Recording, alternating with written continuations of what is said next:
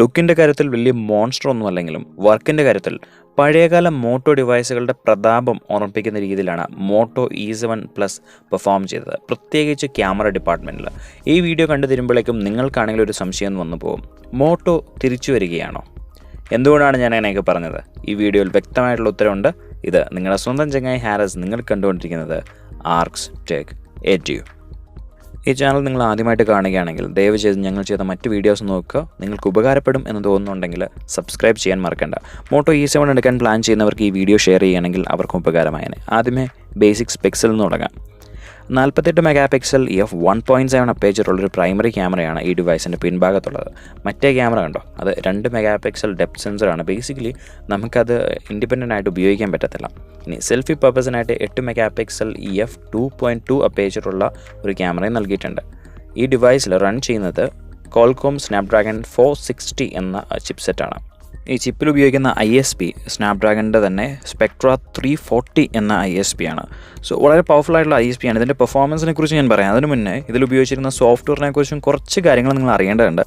എല്ലാത്തിനും കേപ്പബിൾ ആയിട്ടുള്ള എന്നാൽ വളരെ സിമ്പിളായിട്ടുള്ള ഒരു ക്യാമറ ഇൻ്റർഫേസ് ആണ് ഈ ഡിവൈസിൽ ലഭിക്കുന്നത്. ഒരു മിണ്ടാപ്പൂച്ചയെ പോലെ ഈ ക്യാമറ ഇൻ്റർഫേസ് തോന്നുമെങ്കിലും ആൾക്ക് ഒത്തിരി കേപ്പബിലിറ്റീസ് ഉണ്ട്. ഇപ്പം നിങ്ങൾ പ്രതീക്ഷിക്കുന്ന കുറേ കാര്യങ്ങളൊക്കെ മോട്ടോ ഡിവൈസുകളിൽ സ്ഥിരമുള്ള കളർ സ്പ്ലിറ്റും പോർട്രേറ്റ് മോഡിലെ കട്ടൗട്ടും അങ്ങനത്തെ കുറേ കാര്യങ്ങളുണ്ട്. അതിൻ്റെ ഒപ്പം വളരെ പവർഫുൾ ആയിട്ടുള്ള ഒരു പ്രോ മോഡുണ്ട്. ഈ പ്രോ മോഡിൻ്റെ പ്രത്യേകത എന്താണെന്ന് വെച്ച് കഴിഞ്ഞാൽ നമുക്കിതിനകത്ത് റോ വരെ ക്യാപ്ചർ ചെയ്യാം. ഞാൻ ഒരിക്കലും പ്രതീക്ഷിച്ചില്ല. ഒരു ഇമേജ് ക്യാപ്ചർ ചെയ്യുമ്പോൾ നമുക്ക് 3 ഓപ്ഷൻസ് ഉണ്ട്. ഒന്നെങ്കിൽ JPG ഫോമാറ്റിൽ അത് സേവ് ആവും, അല്ലെങ്കിൽ റോയുടെ DNG ഫോമാറ്റിൽ സേവ് ആവും, അല്ലെങ്കിൽ DNG + JPEG. അതായത് നിങ്ങൾക്ക് 2 ഇമേജസ് ഒറ്റ ക്ലിക്കിൽ സേവ് ചെയ്യാൻ പറ്റും. അപ്പോൾ അത്രയും കേപ്പബിൾ ആണ് ഈ സ്മാർട്ട് ഫോൺ. ഇത്രയൊക്കെ ഉണ്ടെങ്കിലും ഇത് 4K സപ്പോർട്ട് ചെയ്യുന്നില്ല എന്നത് എനിക്ക് അല്പം ആശ്ചര്യമായിട്ട് തോന്നി. കാരണം 4K 30 FPS വേണമെങ്കിൽ സപ്പോർട്ട് ചെയ്യാമായിരുന്നു. ഒന്നെങ്കിൽ ഇതിൻ്റെ ചിപ്പിൻ്റെ ലിമിറ്റേഷനോ അല്ലെങ്കിൽ മോട്ടോറോളോ തന്നെ കൊടുത്തിരിക്കുന്ന ഒരു ലിമിറ്റേഷനോ കാരണമായിരിക്കാം ഇതിന് ഫുൾ HD വരെ ക്യാപ്ചർ ചെയ്യാൻ പറ്റത്തുള്ളൂ വീഡിയോസിൻ്റെ കാര്യത്തിൽ. ഈ വീഡിയോ കണ്ടുകൊണ്ടിരിക്കുന്ന എല്ലാവർക്കും ഇത് നന്നായിട്ട് മനസ്സിലാവാനായിട്ട് 4 സെഗ്മെൻറ്റ്സ് ആയിട്ട് ഈ ക്യാമറ റിവ്യൂ ഞങ്ങൾ ഡിവൈഡ് ചെയ്തിട്ടുണ്ട്. General photography, portraits, selfies, videos. ഈ വീഡിയോസ് എന്ന് പറഞ്ഞ സെക്ഷൻ അല്പം ഡീറ്റെയിൽ ആയിട്ട് ചെയ്തിട്ടുണ്ട്. ആദ്യമേ തന്നെ മോട്ടോ E7 Plus എങ്ങനെയാണ് ജനറൽ ഫോട്ടോഗ്രാഫി എന്ന സെഗ്മെൻറ്റ് ഹാൻഡിൽ ചെയ്തതെന്ന് സംസാരിക്കാം. സംഭവം ഇത്രയേ ഉള്ളൂ. നമ്മൾ സാധാരണക്കാരെടുക്കുന്ന ഫോട്ടോഗ്രാഫുകളൊക്കെ ഈ 48 മെഗാപിക്സൽ ക്യാമറ എങ്ങനെ ക്യാപ്ചർ ചെയ്തിട്ടുണ്ട്? മോട്ടോ E7 Plusൻ്റെ ക്വാളിറ്റി കൊള്ളാമോ? അതാണ് നമ്മൾ ആദ്യമേ ചർച്ച ചെയ്യാൻ പോകുന്നത്. ടെക്നിക്കാലിറ്റീസിലോട്ട് ഞാൻ വരാം. കോൺട്രാസ്റ്റും വൈറ്റ് ബാലൻസും അതുപോലെ തന്നെ കളർ ആക്യുറസിയെക്കുറിച്ചൊക്കെ സംസാരിക്കാനും മുന്നേ ഇത്ര നേരം നിങ്ങൾ കണ്ട റിസൾട്ട്സ് ഉണ്ടല്ലോ, അതിൽ നിന്ന് നിങ്ങൾക്ക് എന്ത് തോന്നുന്നു? മോട്ടോ E7 Plusൻ്റെ ക്യാമറ പെർഫോമൻസ് നിങ്ങൾക്ക് ഓക്കെ ആണോ? ഇനി ഞങ്ങളുടെ ഒരു അനാലിസിസിലോട്ട് വരാം. മോട്ടോ E7 Plusൽ ഉപയോഗിച്ചിരിക്കുന്ന 48 മെഗാപിക്സൽ ക്യാമറ വെൽ സ്യൂട്ടഡ് ആണ്. കാരണം അതിൽ നിന്ന് വരുന്ന റിസൾട്ട് എന്ന് പറഞ്ഞാൽ ഒരു രക്ഷയില്ല, ഓൺ പോയിൻ്റ് ആണ്. കളർ ആക്യുറസി ആയിക്കോട്ടെ, വൈറ്റ് ബാലൻസ് ആയിക്കോട്ടെ, സാച്ചുറേഷൻ, കോൺട്രാസ്റ്റ് എല്ലാം പിടിച്ചിട്ടേക്കുന്ന പോലെ കൃത്യം ആ പോയിൻ്റ് തന്നെ വരുന്നുണ്ട്. എന്തെങ്കിലും അൺഈവൻ ആയിട്ടുണ്ടെന്ന് ഞങ്ങൾക്ക് തോന്നുന്നില്ല. എല്ലാം ട്രൂ ആണ്. എങ്ങനെയാണോ കളർ നമ്മുടെ കണ്ണിന് കാണുന്നത് ഏറെക്കുറെ അത് തന്നെ റെപ്രസെൻറ്റ് ചെയ്യുന്നുണ്ട്. ഏറ്റവും ഇമ്പോർട്ടൻ്റ് ആയിട്ടുള്ള സംഗതി ഇതിൽ ഉപയോഗിച്ചിരിക്കുന്ന ഓട്ടോ ഫോക്കസ് ടെക്കാണ്. സൂപ്പറായിട്ട് ഇത് ഓട്ടോ ഫോക്കസ് ചെയ്യുന്നുണ്ട്. മറ്റൊരു സംഗതി, ഓട്ടോ ഫോക്കസ് ഉപയോഗിക്കാതെ നമുക്ക് മാനുവലായിട്ട് ഫോക്കസ് ചെയ്യാൻ കഴിയും. അപ്പോൾ പോലും മൈന്യൂട്ടായിട്ടുള്ള ഒബ്ജക്ട്സിൻ്റെ ഫോട്ടോസ് നമുക്ക് എടുക്കാൻ പറ്റും. ഈ ഡിവൈസിനൊരു മാക്രോ ക്യാമറ ഇല്ലാഞ്ഞിട്ട് പോലും മാനുവൽ മോഡ് അടിപൊളിയായിട്ടുള്ള മാക്രോ ഷോട്ട്സ് എനിക്ക് തന്നിട്ടുണ്ട്. ഓട്ടോ ഫോക്കസിലും അത് തന്നെ കിട്ടിയിട്ടുണ്ട്.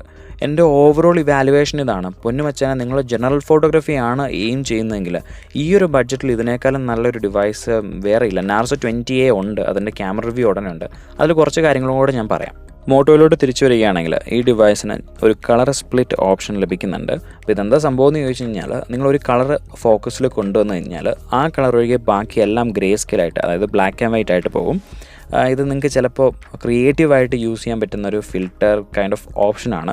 നൈറ്റ് വിഷൻ എന്ന് മോട്ടോ വിളിക്കുന്ന ഒരു നൈറ്റ് മോഡ് മോട്ടോ E7 Plusനുണ്ട്. പക്ഷേ ഒരു നൈറ്റ് മോഡ് ഇല്ലാതെ തന്നെ അത്യാവശ്യം നല്ല ഇമേജസ് ക്യാപ്ചർ ചെയ്യാൻ ഇതിൻ്റെ 48 മെഗാപിക്സൽ ക്യാമറയ്ക്ക് കഴിയും. അതിൻ്റെ കാരണം f1.7 അപ്പേച്ചറാണ്. ഈ ഒരു ഫോട്ടോഗ്രാഫ് ഞാൻ 6 മണിക്ക് ശേഷമാണ് എടുത്തത്. അപ്പം ഇരുട്ട് വന്നു തുടങ്ങിയൊരു സാഹചര്യത്തിലും അത്യാവശ്യം കുഴപ്പമില്ലാത്ത ഒരു ഔട്ട്പുട്ട് ഡിവൈസ് നൽകിയിട്ടുണ്ട്. എന്നാൽ നൈറ്റ് വിഷൻ ഇടുമ്പോഴേക്കും എല്ലാം കൂടെ അങ്ങ് ലൈറ്റപ്പ് ചെയ്യുകയാണ്. അതായത് ഫോട്ടോ എടുത്ത് കുറേ തവണ പ്രോസസ്സ് ചെയ്യുന്നുണ്ടെന്ന് തോന്നുന്നു. എന്തായാലും കളർ ആക്യുറസിയുടെ കാര്യത്തിൽ ചെറുതായിട്ട് ഒരു കൺസേൺ ഉണ്ട് എനിക്ക്. അത്ര നല്ലൊരു കളർ ആക്യുറസി നൈറ്റ് വിഷനിൽ നിങ്ങൾക്ക് ലഭിക്കണമെന്നില്ല. ഈ സെഗ്മെൻറ്റിൽ എൻ്റെ കൺക്ലൂഷൻ ഇതാണ്. നിങ്ങൾ ജനറൽ ഫോട്ടോഗ്രാഫിയാണ് ഏറ്റവും വലിയ പ്രയോറിറ്റി ആയിട്ട് വെച്ചിട്ടുള്ളതെങ്കിൽ ഈ ഒരു ബഡ്ജറ്റിൽ നിങ്ങൾക്ക് മേടിക്കാൻ കഴിയുന്ന ബെസ്റ്റ് ഡിവൈസിൽ ഒന്നാണ് മോട്ടോ E7 Plus. കാരണം ഇതിൻ്റെ 48 മെഗാ പിക്സൽ ക്യാമറ ഞാൻ ഉദ്ദേശിച്ചതിനേക്കാളും വളരെ വളരെ ബെറ്ററായിട്ട് പെർഫോം ചെയ്തിട്ടുണ്ട്.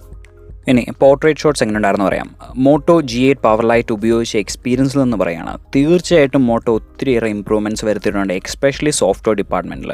മോട്ടോ G8 പവർ ലൈറ്റിൻ്റെ ഒരു ക്യാമറ റിവ്യൂ ഞങ്ങൾ ചെയ്യാൻ ആദ്യമേ പ്ലാൻ ചെയ്തെങ്കിലും പിന്നെ ഇത് ഡ്രോപ്പ് ചെയ്തു. അതിൻ്റെ കാരണം ക്വാളിറ്റിയുടെ കുറവായിരുന്നു. പക്ഷേ ഇവിടെ വ്യക്തമായിട്ടുള്ള ക്വാളിറ്റി നമുക്ക് കാണാനുണ്ട്.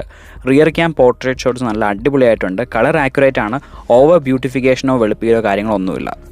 ഇതിൻ്റെ സെൽഫി പോർട്രേറ്റ്സ് എങ്ങനെ ഉണ്ടായിരുന്നു ചോദിച്ചു കഴിഞ്ഞാൽ ഇത് പോർട്രേറ്റ് മോഡ് ഇല്ലാത്ത ഒരു റെഗുലർ സെൽഫിയാണ്. ഇതേ സ്ഥലത്ത് ഇത് പോർട്രേറ്റ് മോഡ് ഇട്ടിട്ടുള്ളതാണ്. നല്ല അടിപൊളിയായിട്ട് ഇത് എഡ്ജസ് എല്ലാം ക്യാപ്ചർ ചെയ്യുന്നുണ്ട്. ഹെയിലോ എഫക്റ്റ് പ്രത്യേകമായിട്ടൊന്നും കാണാനില്ല.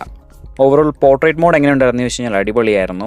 സെൽഫി ക്യാം ആയിക്കോട്ടെ റിയർ ക്യാം ആയിക്കോട്ടെ രണ്ടിലും എഡ്ജ് ഡിറ്റക്ഷനും ബ്ലറിങ്ങും എല്ലാം ഈവൻ ആയിരുന്നു. കൺസിസ്റ്റൻസി ഉണ്ട്, അതാണ് ഏറ്റവും ഇമ്പോർട്ടൻറ്റ്. അതായത് ഒരു 2-3 ഫോട്ടോഗ്രാഫ് എടുക്കുമ്പോൾ അതിൽ ഒരെണ്ണം മാത്രം ശരിയായിട്ട് വരിക, ബാക്കിയുള്ളതൊക്കെ കയ്യിൽ നിന്ന് പോവുക, അങ്ങനത്തെ പരിപാടി ഇവിടെ ഇല്ല. ഇനി സെൽഫീസ് എങ്ങനെ ഉണ്ടായിരുന്നു പറയാം. ഇവിടെ ചെറുതായിട്ട് എന്നെ ഒന്ന് ഞെട്ടിച്ച് കളഞ്ഞു. അതിൻ്റെ കാര്യം എന്താണെന്ന് വെച്ച് കഴിഞ്ഞാൽ ഈ ഡിവൈസിന് 8 മെഗാ പിക്സൽ സെൽഫി ക്യാം ഉള്ളൂ എന്ന സ്പെക് ഷീറ്റ് കണ്ടു കഴിഞ്ഞപ്പോഴേക്കും ഞാൻ ഒത്തിരി പ്രതീക്ഷയൊന്നും വെച്ചില്ല. ഓക്കെ ഒരു ആവറേജ്, എന്നാൽ റിസൾട്ട്സ് അത്ര ആവറേജ് അല്ല. കളേഴ്സ് ഈവൻ ആണ്. അനാവശ്യമായിട്ടുള്ള ബ്യൂട്ടിഫിക്കേഷനോ അങ്ങനത്തെ കാര്യങ്ങളൊന്നുമില്ല. എന്ന് വെച്ചുകൊണ്ട് ബ്യൂട്ടിഫിക്കേഷൻ ഇല്ല എന്നല്ല കേട്ടോ, ബ്യൂട്ടിഫിക്കേഷൻ ഉണ്ട്, പക്ഷേ അതൊത്തിരി ഓവറാക്കി ചളവാക്കുന്നില്ല. സെൽഫി ക്യാമിൻ്റെ പെർഫോമൻസ് ഓക്കെയാണ്. നിങ്ങളിപ്പോൾ ഓൺലൈൻ ക്ലാസ്സുകളൊക്കെയാണ് പ്രയോറിറ്റി ആയിട്ട് വെക്കുന്നത്, അല്ലെങ്കിൽ വീഡിയോ കോൺഫറൻസുകളൊക്കെ മതി എന്നാണെങ്കിലും തീർച്ചയായിട്ടും ഇത് നല്ല യൂസ്ഫുൾ ആയിട്ടുള്ളൊരു ക്യാമറയാണ്. ഇനി ഈ ഡിവൈസിലെടുത്ത വീഡിയോസ് എങ്ങനെ ഉണ്ടായിരുന്നു പറയാം. ഇവിടവും നമ്മൾ 3 സബ്സെറ്റുകളായിട്ട് തിരിച്ചിട്ടുണ്ട്. അതിൻ്റെ കാരണം ഒരു എക്സ്പേർട്ട് ആണെങ്കിലും അല്ലെങ്കിൽ ഒരു അമച്വർ ആണെങ്കിലും എല്ലാവർക്കും ഈ കാര്യങ്ങൾ മനസ്സിലാക്കണം എന്നുള്ളതാണ് ഞങ്ങളുടെ ഉദ്ദേശം. First of all general videography എങ്ങനെ ഉണ്ടായിരുന്നു പറയാം. ഇതെന്താ സംഭവം എന്ന് വെച്ച് കഴിഞ്ഞാൽ നമ്മൾ സാധാരണ എടുക്കുന്ന വീഡിയോസൊക്കെ ഇല്ലേ, അതാട്ടോ ഉദ്ദേശിച്ചത്. ഇപ്പോൾ ജനറൽ വീഡിയോഗ്രാഫിയിൽ ഞാൻ പ്രത്യേകമായിട്ട് ശ്രദ്ധിച്ചൊരു സംഗതി എന്ന് പറഞ്ഞാൽ ഈ ഡിവൈസിൻ്റെ ഓട്ടോ ഫോക്കസ് ടെക്നോളജി ഇവിടെയാണ് നമുക്ക് ഏറ്റവും അധികം ഹെൽപ്ഫുൾ ആയിട്ട് വരുന്നത്. ഒരു സൂപ്പർ പ്രൊഫഷണൽ ഗ്രേഡ് ആണെന്നൊന്നും ഞാൻ പറയുന്നില്ല, പക്ഷേ ഈ ബഡ്ജറ്റിൽ നിന്ന് നോക്കുമ്പോൾ ഈ ഓട്ടോ ഫോക്കസ് നല്ല സൂപ്പർബായിട്ട് വർക്ക് ചെയ്യുന്നുണ്ട്. ഫോർ എക്സാമ്പിൾ ഇപ്പോൾ നിങ്ങൾ കണ്ടോ, ഞാൻ ക്യാമറ മൂവ് ചെയ്യുമ്പോഴേക്കും പരമാവധി അത് അഡ്ജസ്റ്റ് ചെയ്യാൻ നോക്കുന്നുണ്ട്.